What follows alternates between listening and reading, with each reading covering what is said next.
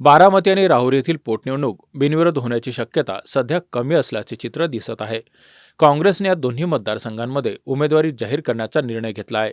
बारामती पोटनिवडणुकीच्या संदर्भात मुख्यमंत्री देवेंद्र फडणवीस यांनी काँग्रेससह सर्व पक्षांना सुनेत्रा पवार यांच्या विरोधात उमेदवार न देण्याचं आवाहन केलं होतं.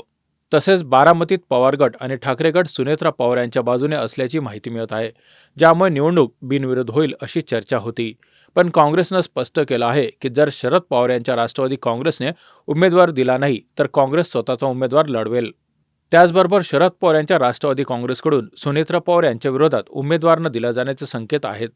बारामतीत सध्या 8 इच्छुकांनी उमेदवारी अर्ज दाखल केले आहेत. राहुरी मतदारसंघात मात्र वेगळी परिस्थिती दिसत आहे. इथे राष्ट्रवादी काँग्रेसकडून प्राजक्ता तनपुरे यांना पुन्हा उमेदवारी मिळण्याची शक्यता आहे. यासाठी उद्या पक्षाची महत्त्वाची बैठक होणार आहे, जिथे निवडणूक लढवायची की नाही याबाबत निर्णय घेतला जाणार आहे. एकूणच बारामती आणि राहुरी या दोन्ही ठिकाणी निवडणूक बिनविरोध होण्याची शक्यता कमी झाली आहे आणि राजकीय हालचालींना वेग आला आहे.